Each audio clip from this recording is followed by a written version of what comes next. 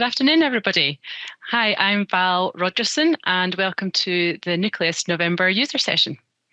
For those of you who don't know me, I'm the customer director here at Nucleus, and my job is to understand what's important to you as users of the platform and to make sure our teams develop the tech proposition service that meets your needs. So, as I say, just want to warmly welcome all of you, either if it's your first time at a user session or indeed you've been to as many as I have. I'm delighted that you could all join us today. In April, we held our first face-to-face user sessions for a while, since 2019. That was brilliant to get out on the road, gather all your feedback, and we've been working hard on making improvements off the back of that. And we look forward to sharing what we've done. Today's agenda. So we'll do our usual. I will welcome you as I've done and give you an overview of the next hour or so. I'll then hand over to Nikki, who'll give you an update on customer services and what she's been up to with her team. Nikki will then hand over to Michael, who will give you the usual update on platform developments. I'll then hand over to John Daly, who'll talk about what we do to make your lives easier. And we'll spend the last 20 minutes or so going through a Q&A. So as I say, post your questions and we'll answer as many of them as we can in the last 20 minutes. And we will aim to close exactly on 2 o'clock. Before handing over to Nikki, I'm going to do my usual update on our recent sentiment survey. We go through this most user sessions. And as I say, sharing what we've done about your feedback. We had the largest response rate that we've had in the 3 years that we've been doing this, with 127 of you taking part. So thank you to everyone who filled it in. It really is very useful for us to focus in on what we need to do to improve. So for any of you that are new to this, I'll just say a little bit more about the questionnaire, just in case you haven't filled it in, so that you can be ready to do that next time. So for the last 3 years, we've been working with a third party called Investors and Customers, and they help us facilitate this insight gathering. There's a set of questions that we ask you to rate us against, and they are under 4 different headings: understanding customer needs, meeting customer needs, delighting our customers, and engendering loyalty. So we get scores for each one of them, which helps us identify our strengths and things we need to work on. But also in December 2019, we added in the Net Promoter Score question, which is how likely are you to recommend Nucleus to others? So in the graph, the pink lines are our overall scores and our purple is our Net Promoter Score. So you can see that our scores have dropped a little bit since the corporate announcement a good couple of years ago now, I suppose. But you can see that over the last year or so, our Net Promoter Score has stayed steady at plus 28. Although when you look at the firms who engage with us most, many of you are on the call, you actually see considerably higher Net Promoter Score from you. So thank you very much. Now I'll talk about the themes. In terms of our strengths, our people and ethos, I think they appear on this every time I talk to you about it. But the 2 questions where we received gold standards were in the areas of that you trust Nucleus staff to behave with fairness, honesty and integrity, and also that our contacts are knowledgeable about the services we provide. So in terms of the kind of integrity point, you've told us that we do try and always put the customer, your clients, at the forefront of our minds, and we do whatever we can to get good outcomes for your customers. We're really proud of this one because that's exactly what we do try and do. And especially in the context of the new consumer duty rules that we'll all be talking about in our businesses. So it's a really good example of how we react when things go wrong. It could be a system issue or something else. We, for example, we try and pre-fund clients' income if that gets stuck for whatever reason. And this year we've pre-funded almost £2 million to customers, making sure that they can get their money even if events are conspiring against us. In terms of our contacts being knowledgeable, this is particularly pleasing this year, I guess. Many of us have experienced difficulties recruiting, and it's always difficult to get that great calibre of people that we're all looking for. And we've had quite a few new people this year, so it's brilliant for us to continue to get the high marks for this. And Nikki's going to talk a little bit about how she's managed to deliver that later on. And as always, the third box there is about platform usability. Many of you tell us that the platform is really easy to use in relation to others. And whilst this is a strength, we're always trying to, improve this. In terms of areas to improve on, it was interesting this time for the first time. Administrators and paraplanners scored us higher than advisors. It usually is the other way around.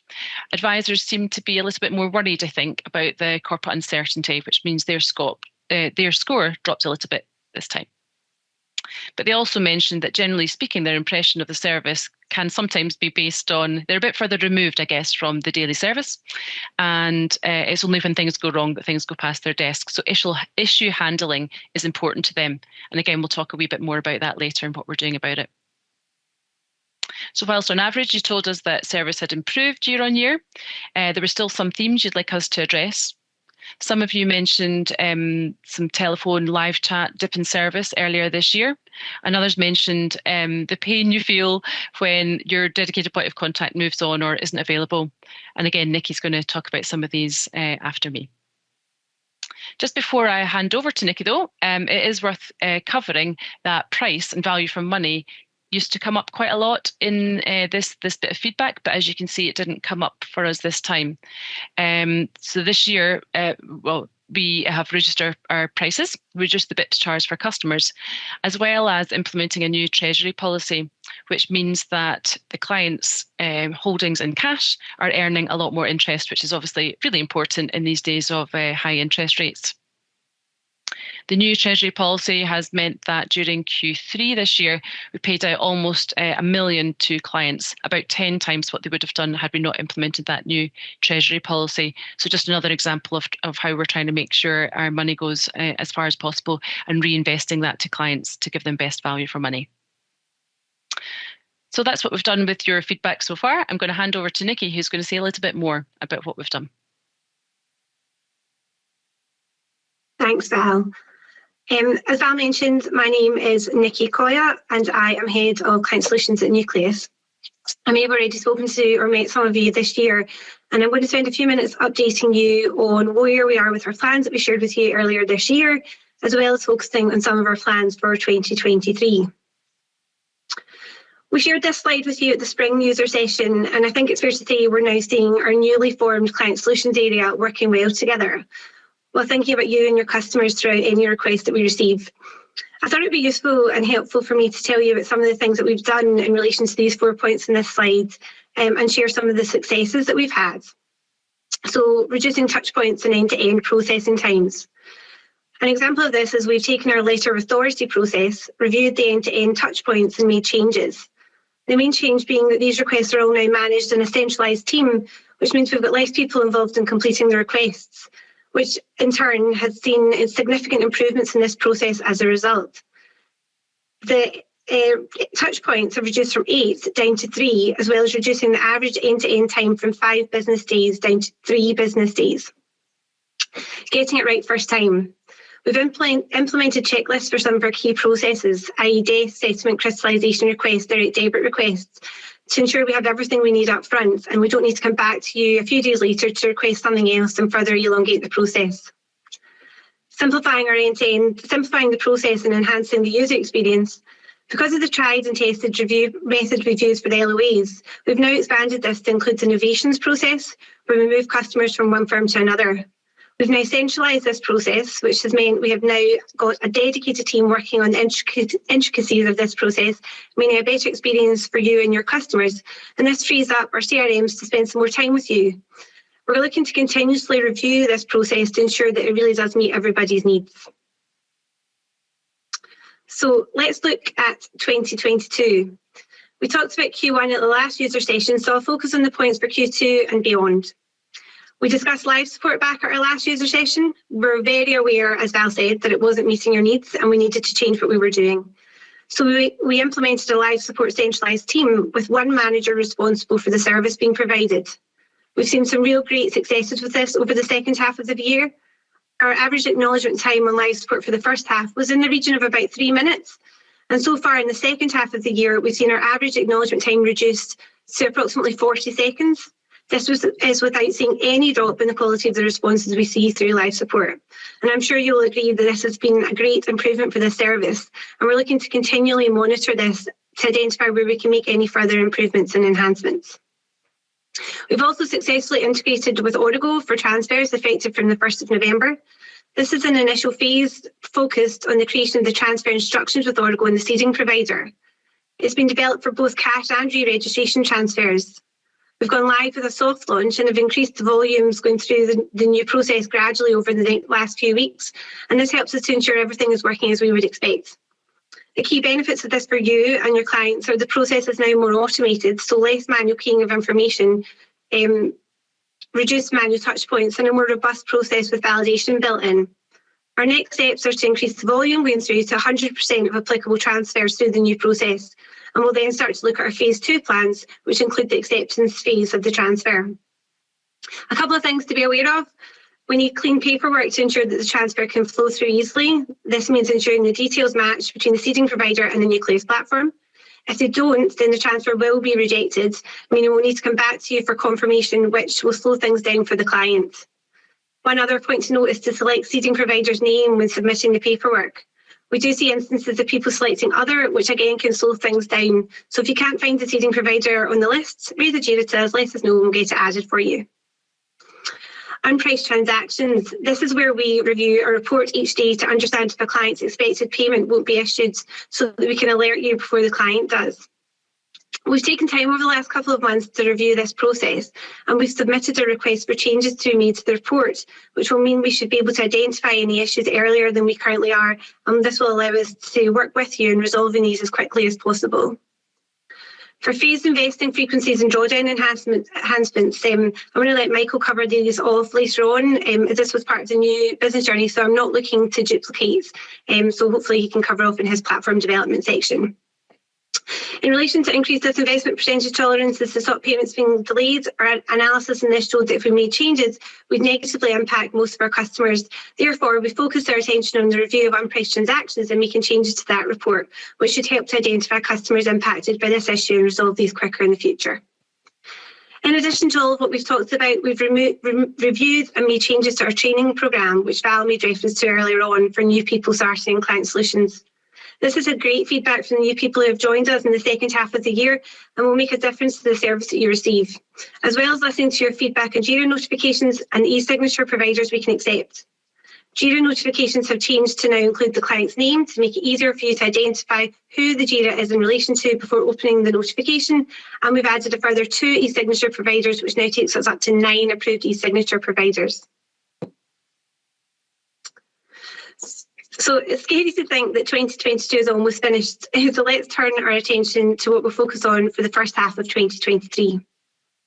Something that's a focus for all of us is consumer duty. Val's already touched upon this. Our first action is to review each of our customer journeys to identify where harm can be caused and then pulling together an action plan to mitigate any identified harms. Another focus for Q1 will be focusing on tax year end, ensuring we have the right number of people available to help with the increase in demand that we'll see over the first quarter and into the second quarter. We're planning to do a review of the contact technology we use across Nucleus. The first step will be reviewing feedback we've had over the last year, pulling together our requirements for now and in the future, before then speaking to different technology providers. We've set up a project in November to take a different approach to reviewing our transfer process. The first workshop has happened and the newly formed focus group will continue to work together in Q1 to further deliver on that. 2022 for us has been about getting back to some normality, and once we've completed tax year end, my commitment to you is that we'll get our people back out on the road to see you all. I know it's something that we've all missed doing over the last couple of years, and we can't wait to get out to visit you, hear your feedback and see where we might be able to help with things such as training. This will also help us to explore the things that are important to you, and we will take on your feedback as we look to set ourselves up to provide the best service we can. Examples of this are around the way we shape our teams. We know, for example, again, as Val said, you enjoy having one point of contact, but we also get feedback to tell us when people are off, for example, this model doesn't always work. So we're exploring other options which can help you get the best of both worlds. Another example is our exception handling process. When things go wrong, how we fix them, and this is going to be a real theme for us to focus on in 2023. In summary, I think, and I hope you'd agree with me, we've had a great 2022 and we're proud of how our new client solutions area has come together. We'll continue to focus on what we do and ask ourselves if there's a different way in which we can do that can benefit all of us. So please do continue to share your feedback with us so we can really ensure we're focusing on the things that matter most to you and to your customers. I'll now hand you over to Michael. Thank you very much for your time. Thanks, Nikki. Hello, everyone. I'm Michael Miona, Head of Product Integration at Nucleus, where I focus on our product offering around the wider advisor technology ecosystem and where we can better connect that together. I would like to share with you the latest updates on Nucleus product development roadmap since we met in May and the key things we have delivered in the interim. As we shared back then, there were two key pillars to our efforts at present, both the new business rewrite and the Narrate rewrite.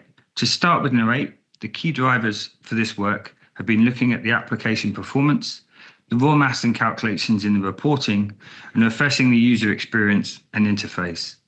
For us, this has been a key driver for the future roadmap of Narrate, and where that will help improve your automation, bulk reporting, and enable better analytics out of the service. Some of the user feedback we received focused on the misalignment of the cumulative and discrete numbers, and I'll give a breakdown on how this has changed. We know how the totalized annual return was a critical reporting number in your client conversations and a significant piece missing within the reporting numbers. There are other technical improvements around the use of the technologies within Narrate, which are also important to document to explain how we will enable further enhancements next year. We're always looking for further feedback on what you would like to see in Narrate and how those reporting elements can be improved and the way in which they are used in your business. So we're always happy to receive any suggestions on this functionality. We have shared also how that new UX will look, and we'll be keen to show those and provide the further details for anybody that would like to see that separately, as we have a couple of slide decks that we can share on that. In terms of the overall timeline, the calculations improvements were released at the start of October and are visible in the current version. Our objective for a full launch of the new Narrate will follow in Q1 of next year. The team are working hard to finalise the new UI, and we will hopefully be able to road test this from January. Concurrently, we're starting to build out an internal cost and charges engine that as that will be able to run ad hoc for annual reviews. Whilst we see this as an enhancement, we are hopeful that this can be delivered in conjunction with the full launch and for the statements run that is required next year. One central aspect of the delivery was that it was made the calculations numbers consistent across numbers to ensure that this meant that we could improve client conversations and the questions you got from clients. There are further enhancements we're planning post-launch, and we will look to continue to provide continual clarity on what this will be over the course of next year and the new features that this will provide in the next user sessions. The central calculations in Narrate have been improved based on your feedback to improve better alignment across the date ranges that have been quoted in reports. This has resulted in 5 key differences and the numbers that you're seeing in the reports. We're now calculating the day one performance from the opening and closing balance, where previously this was 0, and it was generating a discrepancy in the aggregated return that you were seeing. This meant that the calculations for the discrete period could be aligned with the cumulative numbers so that it can be compounded across the time period. Calculations at asset level will always and remain as a time-weighted return. At portfolio level, they are a cumulative 28-day money-weighted return. And in the slides, you can see some examples of where these numbers have changed and the way in which that's moved. The annualized calculations will now report these values over the complete period held based on moving from a days-based calculation instead of whole years. This is also where to attest where the account may have also different period holding lengths and enable us to capture this difference and report the true holding period. In effect, the total annualized return can now be reflected as a since inception calculation and improve this in transparency to clients. This was one area that we felt that we needed to address very quickly, and why we're hopefully closing out this gap. To better visualize what this means and in terms of the way in which it looks, this has created a standardization of the calculation periods and the overlays between the two in graphical form. This should hopefully simplify the way in which we're reporting the calculations and the way that they can be understood for clients. And this has also enabled us to streamline the back end and drive better performance in the tool usage, and therefore also help set it up for future enhancements. As always, our desire is to ensure transparency and accuracy in the reporting to customers, and this hopefully will address some of the inconsistency that you previously saw in the rate.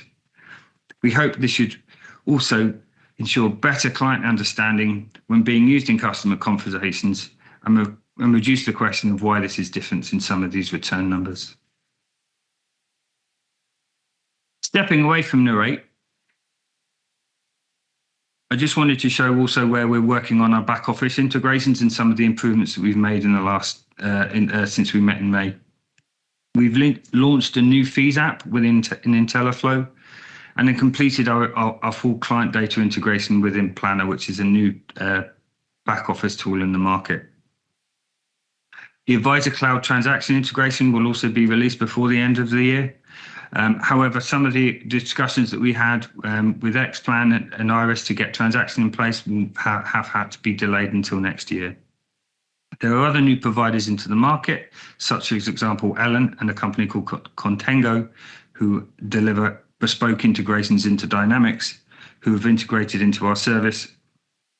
And we were looking to continue to support these back office integrations as much as we can. If you have any other services to which you require, please reach out to us, because we're always keen to find out who's new in the market and how else we can support your business application and journey.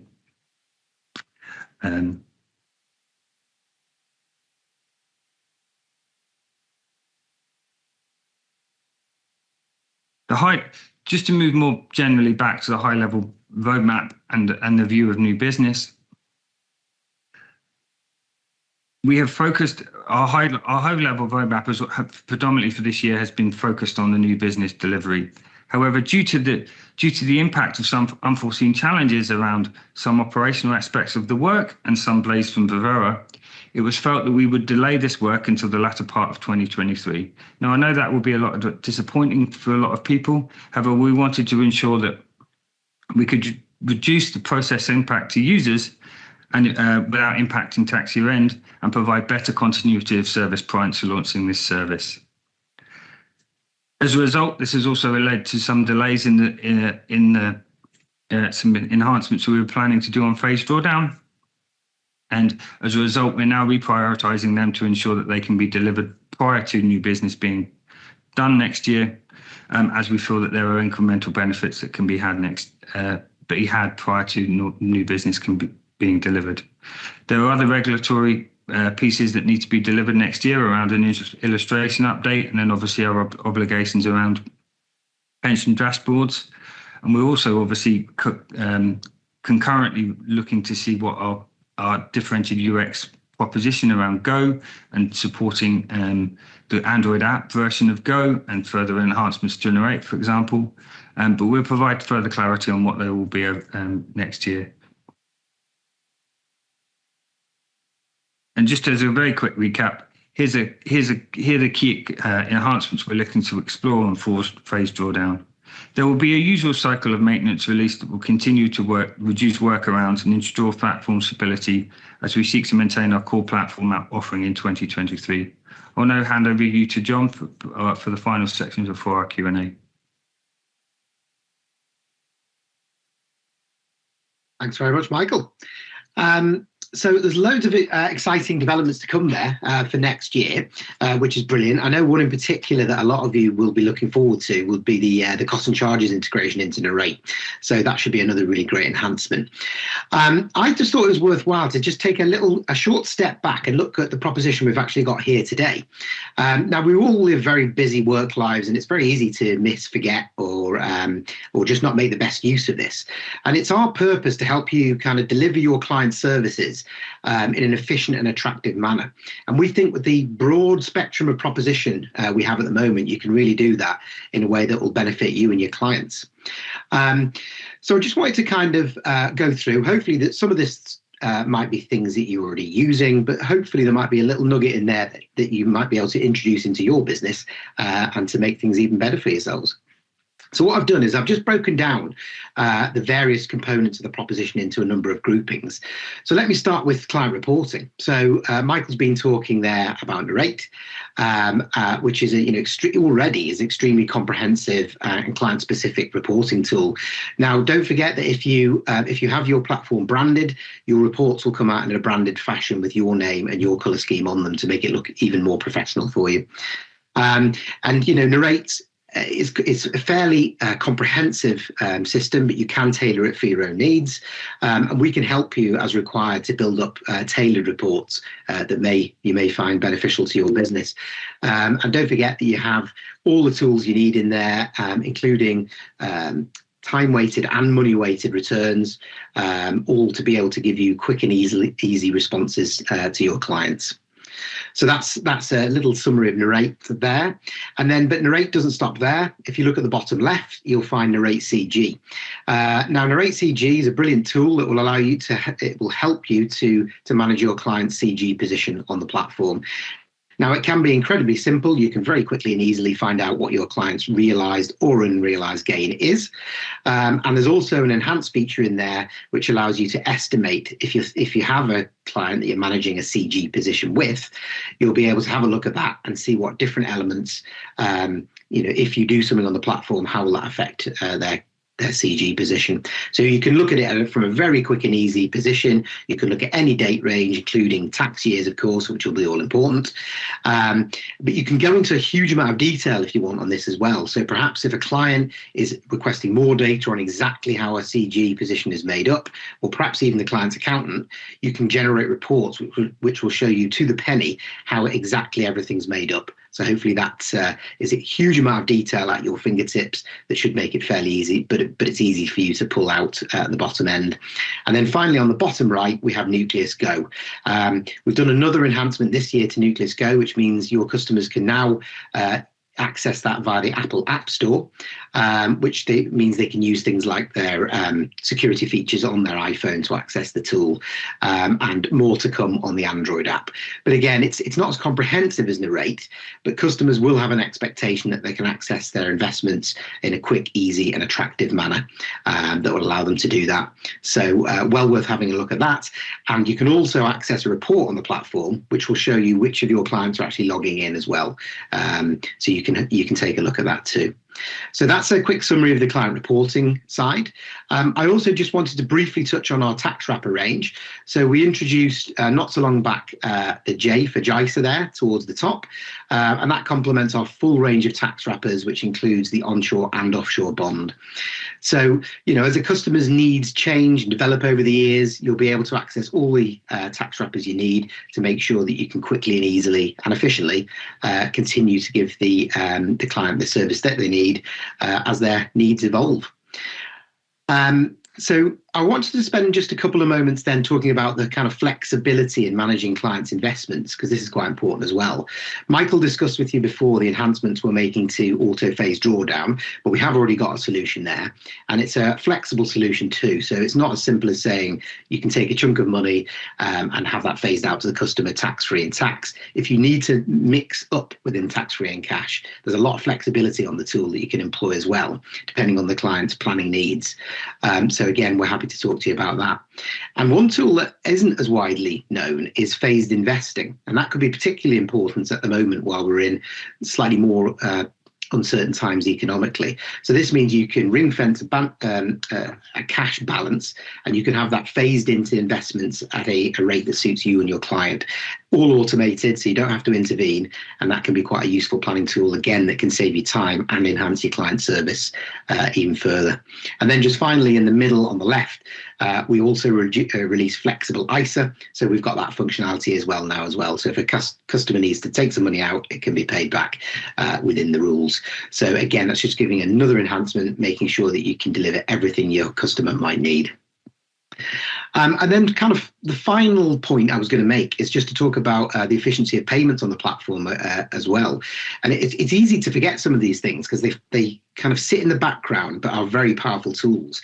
And the one I'd like to start with is the trade on trade functionality in the top right.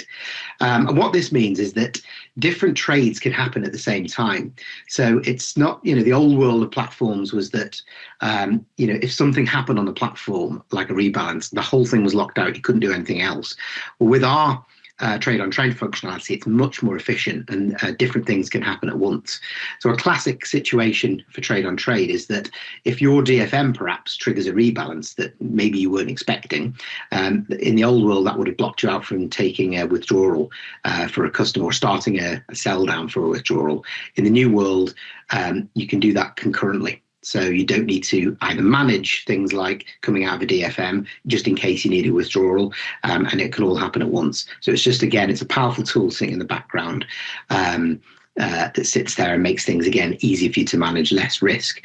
Another thing we still see sometimes on the platform is that people are, again, with DFMs, people are, if they think they're going to have a withdrawal or they're holding cash, etc., they're delinking from the DFM in case it gets in there and blocks it. But you don't need to do that anymore.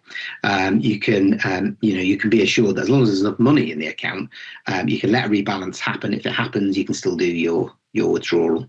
And linked to that, slightly on the bottom, right there at the bottom, is next day payments. So if the tax wrapper allows, if you key a withdrawal before the deadline on one day, the money can be in the customer's account the next. It was mentioned earlier that we will always look to try and help you to meet a client's need, but that's quite a powerful tool that's making things more efficient as well. And our withdrawal process is ring-fenced as well. So again, if you do use the sell and withdrawal process on the platform, it's all in one. You don't need to make any more interventions. If you process even a sell and a withdrawal, the money will sell down, it will be ring fenced, it won't get swept up in rebalances, etc. And securely the client will have the money, and you don't need to intervene or do any extra work to make sure that happens.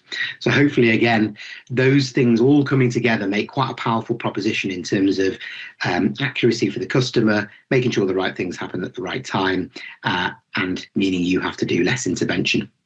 And then just to finish off, we also have e-signatures at the top, which I know are incredibly widely used now. But it means that you can use the main e-signature providers. We do still take scanned copies of documentation as well, but in almost all scenarios now, you can use e-signatures too. So another just efficiency that means you don't have to be messing around, delaying things and costing yourselves money by putting things in the post. So that's a brief summary of our current proposition. So I think if you add all that together, hopefully there's a really solid proposition that makes sure you're getting the best out of the platform for you and your customers. We appreciate these things, unless someone shows you, aren't always that simple, and it's easy to forget because we're all really busy. So I'd encourage you to reach out to our team, the account management team, and we will be more than happy to come and provide demonstrations, training, etc., or even perhaps just review your current processes to make sure you're getting the best out of the platform and running your business in the most efficient manner. So with that, I'm going to hand back to Val, who's going to lead on our Q&A. Thank you very much.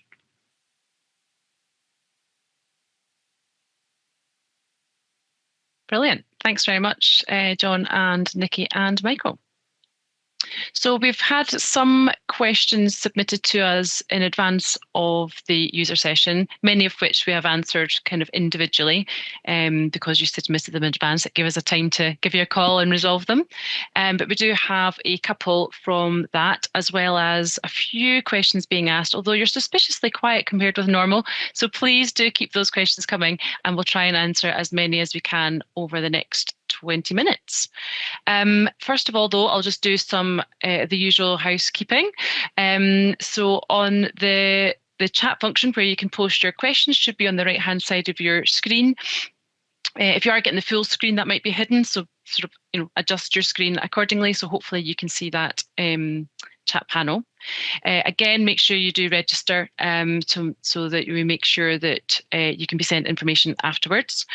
And I think that's probably it before we bring on the other guests. I don't want to be on the hot seat by myself, so let's bring in the other people in the panel. Thank you very much. So you've already met John, Michael and Nikki, but I want to introduce you to Anna as well. She's one of our relationship managers here at Nucleus. So I think between them all, we should be able to answer all your questions. I'm going to start with, I think, a question that we were submitted in advance around asking whether where we are with the new business project. Michael, you gave some information about that being delayed again, and the question really was: Are we kind of definitely going to get this, or have you stopped investing in the platform? It's definitely not our intention to stop investing in the platform when we're very keen to deliver new business next year. Our focus is really around not wanting to impact users and ensure that we're providing the correct usability, efficiency, and usability for the platform. That is the key thing that we're looking to do. Make sure that we're not looking to make advisors' life any harder with the operational change that new business will do, and continue to ensure that the investment around new business is there. As a result of that, it unfortunately has been delayed, but we are very, very intent on delivering this next year, and we will provide better communication around the timelines and impacts of what this will be in due course. Okay, thank you very much. There's a question here. I think, Anna, maybe this is one for you to help with.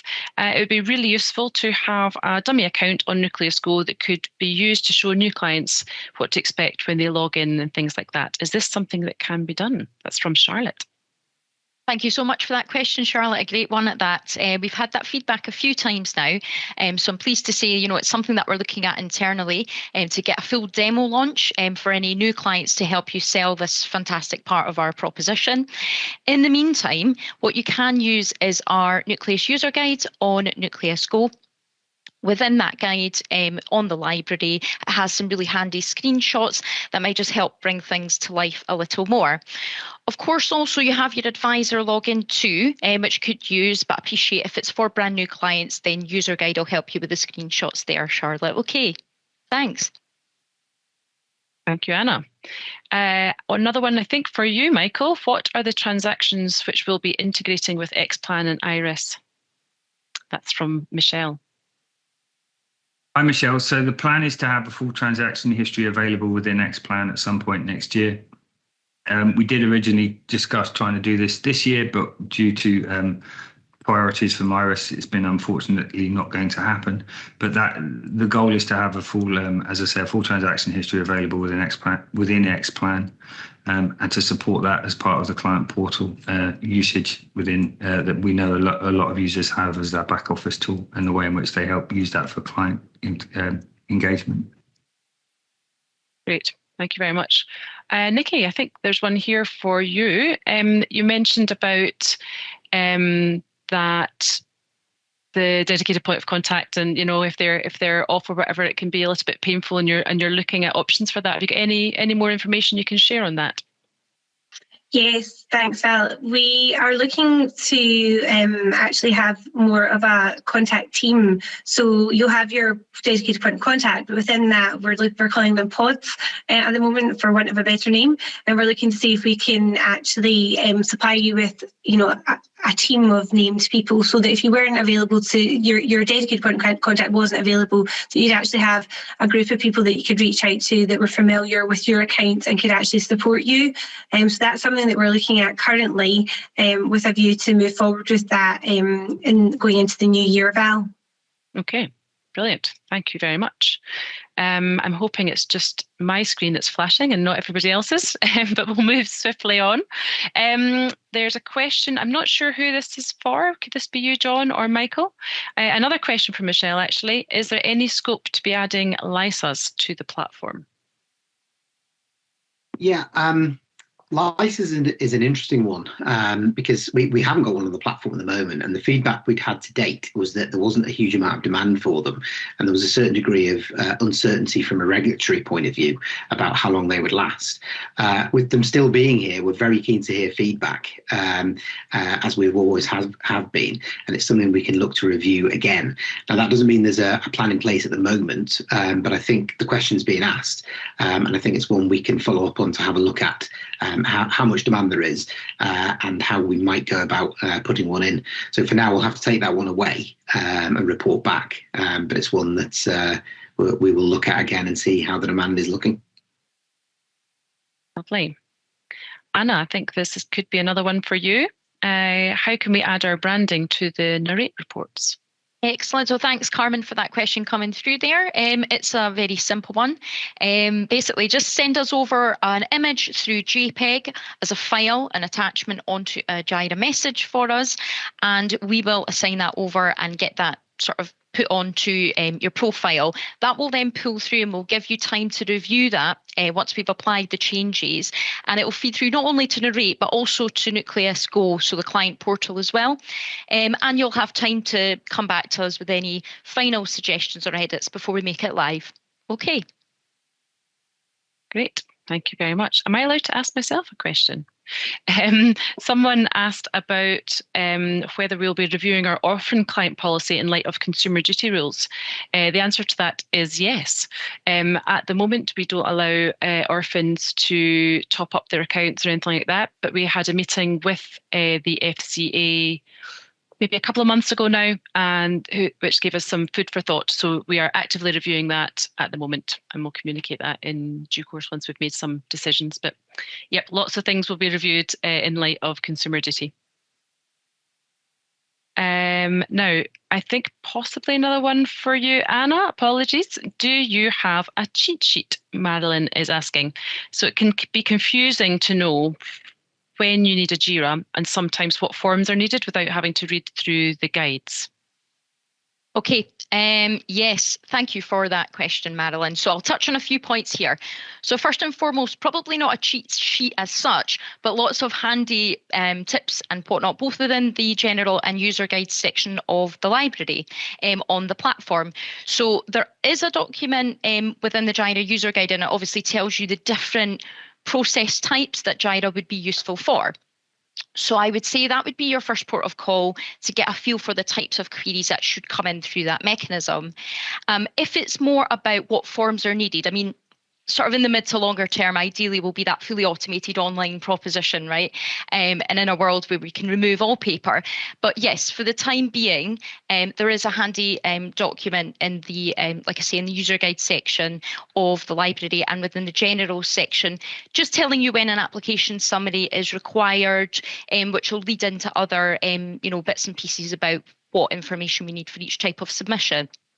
There's also the account-specific subsection of the library, and that will delve a bit deeper as well into sort of guiding you from there about what paperwork is required. It's suffice to say, though, everything can be submitted through e-signature and through scanned, so there's no need for any paperwork other than if it's a change of bank details or indeed if it's a stock transfer form for re-registration.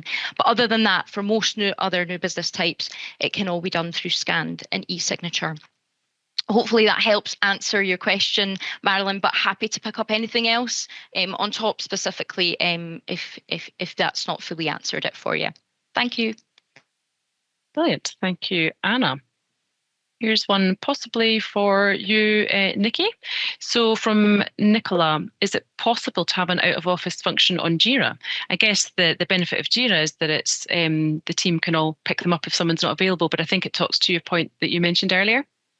Yeah, I did see that come through. Thanks, Val. Yeah, I'm not entirely sure about the possibility of the functionality on Jira, but I think this goes back to the point around having a wider team, as Val said. So if you didn't have just that one person to reach out to, yet you had a few people that you could share that query with, then the view would be that you wouldn't feel, I guess, you wouldn't feel any issue with having anyone out of office, and that would all be picked up within the relevant teams that would cover off for your firms and would have awareness of what was going on. So hopefully with moving to this structure that we're looking at, that would actually take away the need to have that out of office function, because everything would be picked up by the relevant team that was all aligned to you and your firms. Great, thank you. So you've definitely stopped being shy. We've got them coming thick and fast at the moment. There was a question around, where is it? Is there an alert we could have when a structured product or fixed term deposit matures? Who knows the answer to that? I can pick that one up, Val. Unfortunately, not at the moment. But it is something that we can investigate, and we can come back to you on as to the practicality of doing that and something like that. Okay, lovely. Someone is also asking about illustrations, and I know you mentioned earlier that we're doing some work on illustrations, Michael. Maybe you could tell us a little bit more about that. Yeah, certainly. So obviously we've got regulatory enhancements that we need to make next year as a result of the FRS1 and technical enhancement that was required, which reflects about how growth rates are provided through illustrations, but then also through new functionality that's required around volatility that's needed as part of the illustration projection.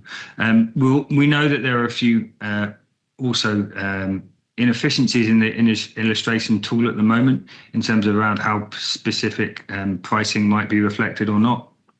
And a few other questions about some of the way in which the illustrations are presented back to the client. We're looking to make a series of enhancements as part of the overall improvements that we've got to make for the regulatory changes, and we're looking to close out a number of current workarounds that are currently reflected in the illustration tool, and where that misaligns with expectation around how you're needing to do that to put in front of clients as part of the selection process. So there are a number of things we're looking to do there, and we'll provide better communication on what these enhancements are in due course. But there's a series of enhancements that we're looking to do, because we've also got to make the regulatory updates next year. Okay, great. Thank you very much. There's a question here, again, I might be asking myself this question. As with other providers, will the client authority form get phased out for use with DFMs? So this is something that we were hoping to get rid of essentially through the new business development. But given that that's been pushed back a little bit, we will be looking at what we might be able to do in the interim. So that's something that we're considering at the moment. Lots of other questions. I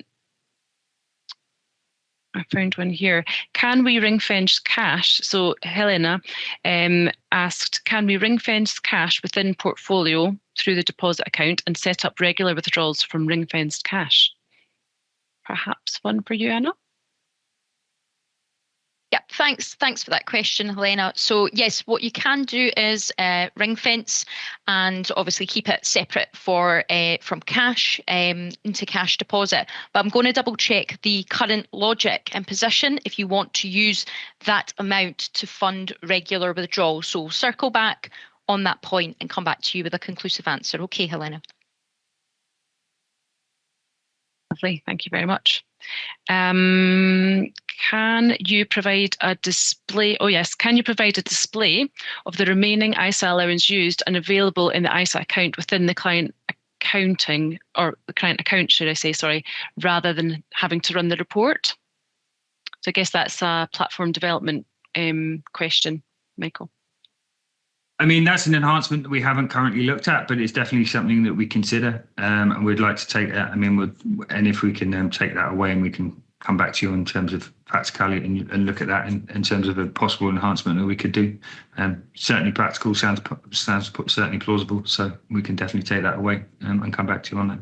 Great. It's had 9 thumbs up, so I'm taking that as something that people would be really, really keen on us developing. So let's look into that. Just to add to that, if this does help, it can be fairly quickly and easily found from both Narrate and the transactions page as well. With the enhancements we've made, especially in transactions, it's quite easy to search for some of these things, which may help further. Again, we're happy to discuss further if you need any help with that. Great. Thank you very much. We've got another one here. Going back on a previous question, again, this might be for you, Anna. Going back on a previous question, are there any plans to add a list of what needs to be uploaded to Jira on the summary page once you submit applications on the platform? I think it would save the team lots of time and people searching through user guides. Maybe this is something actually as part of new business that would have been. Yeah, definitely. I know from being involved in the testing, just to give a bit more context, that we looked at different pro formas and prototypes for that, but yeah, there was nothing obviously conclusive, because we had obviously made the decision not to proceed, in the current form as Michael indicated. So yeah, I mean, I think anything we can do, to eventually get to that end goal of being totally paperless, but obviously we've still got the mechanics to run through for that again. So yeah, we'll come back to you on that one. Lovely, thank you. We have got a question here, possibly for you, Michael, regarding the new ad hoc costs and charges. Who should we be directing our requests or feedback to? I'm happy to share my contact details to pick up any questions around the costs and charges enhancements that we're doing. Obviously, as I mentioned, we're doing this as a component within the Narrate, so we're keen to obviously gain any user feedback and suggestions around how that would look and function and work. Just to be clear, there's 2 aspects of how this will be materialized. First of all, it will be done as the initial delivery will be focusing on delivering the annual statements for next year as part of an internal component of Narrate, but then it will be run as will be made available to users so that they can then run the costs and charges component of any partial year and make that a specific date range piece of functionality, so that you can do that on demand as part of any client discussion that you have, and which is one of the key drivers of why we're looking to bring this into Narrate. Great. So it's michael.milner@nucleusfinancial.com. That's great. Thank you. Anna, I think you were wanting to come back on Helena's question. Indeed, thank you so much, Val. So yeah, just to touch on that again as a quick reminder. So the question was, can you set up automatic disinvestment directly from cash deposit? If you wish to ring fence that for regular withdrawals, you can indeed set up automatic disinvestment to come directly from cash deposit as part of the custom profile. So there's custom or auto disinvestment through pro rata. So one thing to mention, or a couple of things to mention, is when the funds are exhausted, the whole thing would fail. So just a bit more proactive management on the overall piece if you are going to use that functionality. And also we can't change it for fees. So this route would be pro rata for the fees, but obviously for withdrawals you could set that to custom coming from cash deposit. Hopefully that answers your question fully, Helena, but if not, just let us know and we can get in touch and have a quick chat about that. Thanks, Val. Great.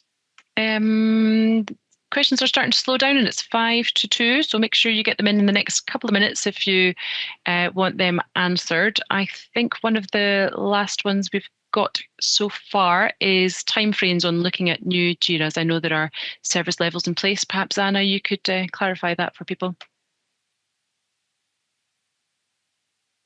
Is it more around the service levels on Jira, did you say? Yeah, that's right. Yes. Yeah. So 4 hours for. Yeah.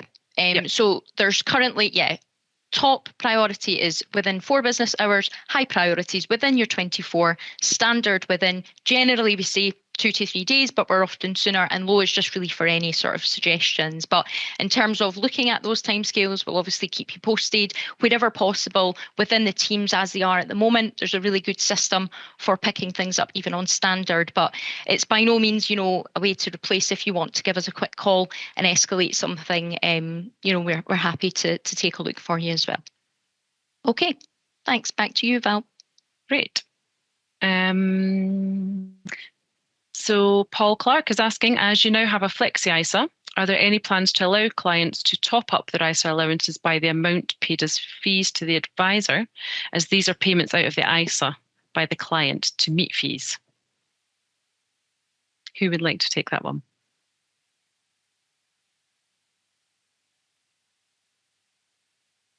I think that's a broader enhancement. Can I just check and understand the question? So this is the fact of advisor fees being taken from the platform. Can you then recycle those fees back in?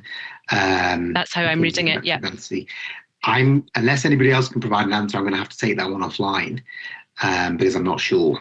But it's a really good question and one we can come back on. Yep. Okay, great. I think we are coming to an end. We've just got a last couple. Some Edward's asking, will the session be available to watch back once completed today? Yes, as long as you have registered, then we will send you this recording afterwards for you to watch in your leisure, or at your leisure, should I say. I think that could be us coming to an end. Oh no, there's one more, is there? Yes. Wendy has asked, in fact, I think someone else has asked this as well, about the transfer forms. Presumably this is the app summary, I think. So adding transfer forms at the end of an application would be good, as these don't appear on the documents. And am I right in saying that's the application summary? And so I read this and I might be wrong, Wendy, so feel free to challenge us if I am wrong, but at the moment, for example, on a pension transfer, the pre-populated pension transfer form doesn't come out at the end of the process. You still need to go into the library and get a blank one. So as part of the new business redesign, we were taking a look at that too. It's still very much in there as a consideration, for that to be fully part of the sort of application and new business journey, to avoid you having to go back through and get a form. So yeah, it is still something that we're working on at the moment, because I appreciate it doesn't come up automatically in the iBanner. Okay, brilliant. Right, I want to make sure you've all got if you've got a 2:00 meeting or a commitment that's more exciting than a meeting at 2:00, I want to make sure that you're all ready and available for that. So I think we'll just wrap up now. I think we've answered all the questions, but we will go through them just to double check that, and we can contact you if your question hasn't been answered. Or indeed, if anything else springs to mind, please just get in touch and we'll be more than happy to answer your questions at any time. Thank you for your participation. It's always really good to be able to answer your questions, but also hear from you about the enhancements that you want us to deliver, which we'll obviously all consider. So hopefully this has been worthwhile. Tomorrow morning, as I say, we'll send you an email link which will have the recording, presentation, but also the all-important feedback survey, which we do look at and make sure that we build and continue to improve this as we go. So please do let us know if there's anything else you'd like to see in the future. We're hoping to be back on the road in springtime so we can see you face to face, as Nikki mentioned earlier. But that's it for now, and wishing you all good health, and hopefully it won't be too long till we meet again.